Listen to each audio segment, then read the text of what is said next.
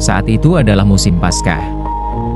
Dan dari seluruh negeri, keturunan Yakub telah berkumpul di sana untuk merayakan festival nasional yang agung. Dari puncak Bukit Zaitun, Yesus memandang Yerusalem. Sinar matahari terbenam menerangi dinding-dinding marmernya yang seputih salju, kebanggaan bangsa Yahudi. Anak Israel mana yang dapat memandang pemandangan itu tanpa merasakan kegembiraan dan kekaguman? Namun, pikiran Yesus dipenuhi oleh hal-hal yang jauh berbeda. Di tengah sukacita saat memasuki Yerusalem, ia diliputi kesedihan. Ia memandang kota itu dan menangisinya. Air matanya bukanlah untuk dirinya sendiri, tetapi ia menangis untuk ribuan penduduk Yerusalem karena kebutaan dan ketidaktaatan orang-orang yang dia datang untuk berkati dan selamatkan. Selama 3 tahun, Yesus telah keluar masuk di antara umatnya. Ia berkeliling melakukan kebaikan, menyembuhkan orang sakit dan orang tertindas, membangkitkan orang mati, dan memberitakan Injil kepada orang miskin. Namun permohonan kasihnya dihina, dan peringatannya dicemooh. Saat harapan dan pengampunan hampir berakhir, cawan murka Tuhan hampir penuh. Dia yang satu-satunya dapat menyelamatkan mereka dari kebinasaan, telah dihina, ditolak, dan akan segera disalibkan. Ketika Kristus tergantung di kayu salib, hari Israel sebagai bangsa yang dikasihi dan diberkati Tuhan akan berakhir.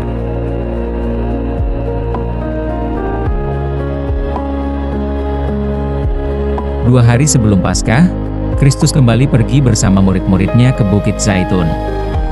Mereka duduk bersama di lereng berumput yang menghadap kota. Di sana, ia menyatakan kepada mereka malapetaka yang akan menimpa Israel yang murtad, dan kehancuran yang akan datang kepada mereka, atas penolakan akan Sang Mesias. Yesus berkata kepada para pengikutnya, "Apabila kamu melihat Yerusalem dikepung oleh tentara, maka ketahuilah bahwa kehancurannya sudah dekat. Karena itu, hendaklah mereka yang berada di Yudea melarikan diri ke pergunungan. Dan hendaklah mereka yang berada di tengah-tengahnya keluar." Semua nubuat yang diberikan Kristus mengenai kehancuran Yerusalem, digenapi sepenuhnya pada tahun 70 selepas Masehi.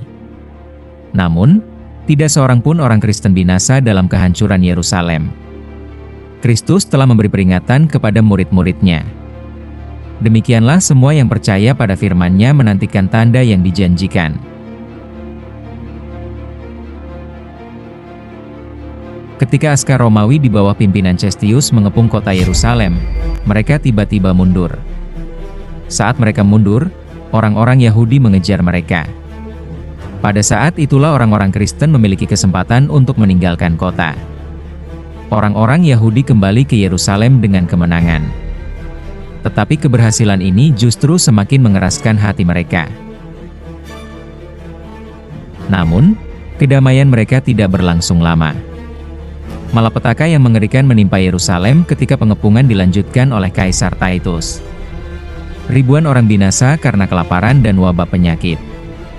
Rasa lapar begitu hebat sehingga mereka mengunyah kulit pada tali pinggang dan sepatu mereka.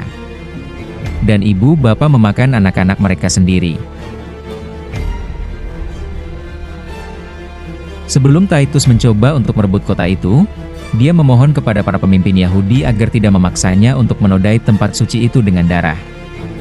Titus dengan senang hati mahu mengakhiri peristiwa mengerikan itu. Karena bagi orang Romawi, tidak seorang pun boleh melanggar kesucian sesebuah bait suci ketika mereka berperang di mana-mana. Josephus, yaitu pengantara manusia terakhir orang-orang Yahudi, juga meminta mereka untuk menyerah bagi menyelamatkan diri mereka sendiri dan tempat ibadah mereka. Namun, kata-katanya dijawab dengan kutukan yang pahit. Malah, anak panah dilemparkan kepadanya. Titus akhirnya memutuskan untuk merebut kota itu. Bagaimanapun, jika boleh, dia mau kota itu tidak dimusnahkan. Namun arahannya tidak diendahkan. Apabila orang Yahudi menyerang tentara Romawi di luar bait suci pada waktu malam, dalam pergelutan itu, api dilemparkan oleh seorang askar melalui lubang di serambi. Seluruh bangunan itu terbakar dalam sekelip mata. Seluruh puncak bukit yang mengelilingi kota itu menyala seperti gunung berapi. Kemalangan itu sangat hebat, sehingga satu demi satu bangunan jatuh seperti ditelan oleh jurang yang berapi-api. Lebih daripada 1.000.000 orang terkorban dalam peristiwa ini. Seluruh kota akhirnya jatuh ke tangan orang Romawi. Mereka yang terselamat dibawa pergi sebagai tawanan, dijual sebagai hamba, dibuang kepada binatang buas di amfiteater, atau berselerak sebagai pengembara gelandangan di seluruh bumi. Kehancuran Yerusalem adalah satu amaran yang menakutkan bagi semua orang yang meremehkan tawaran kasih karunia dan belas kasihan ilahi. Tidak pernah diberikan kesaksian yang lebih jelas tentang kebencian Tuhan terhadap dosa dan hukuman yang akan dijatuhkan ke atas orang yang bersalah. Nubuat Yesus mengenai kunjungan penghakiman ke atas Yerusalem akan mempunyai penggenapan yang lain, yang mana kehancuran yang mengerikan itu hanyalah satu bayangan. Melalui nasib Yerusalem, kita sudah melihat azab dunia yang telah menolak belas kasihan Tuhan dan menginjak-injak hukumnya. Namun, pemandangan yang lebih gelap di masa depan telah dibentangkan di dalam buku Wahyu. Segala jenis kekacauan, konflik, dan pertempuran pada masa lampau. Apakah ini jika dibandingkan dengan kengerian, apabila roh Tuhan yang menahan akan ditarik sepenuhnya dari orang jahat? Dunia kemudian akan melihat bagaimana keadaan bumi dalam pemerintahan iblis.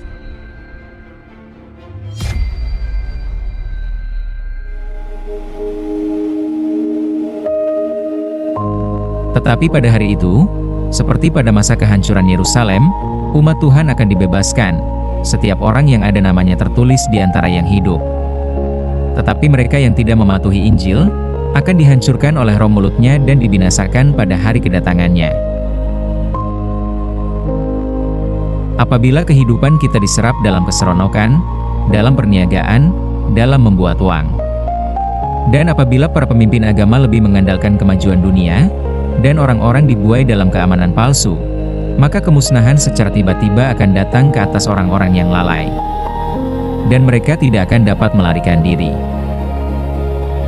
Oleh itu, hendaklah manusia berhati-hati, supaya mereka tidak mengabaikan pelajaran yang disampaikan kepada murid-murid Yesus tentang kehancuran Yerusalem. Pelajaran ini adalah hamaran untuk kita tentang tanda kehancuran yang semakin hampir, agar kita dapat melarikan diri. Mereka yang mendengar peringatan ini tidak akan dibiarkan dalam kegelapan. Dan hari itu tidak akan menimpa mereka seperti satu kejutan.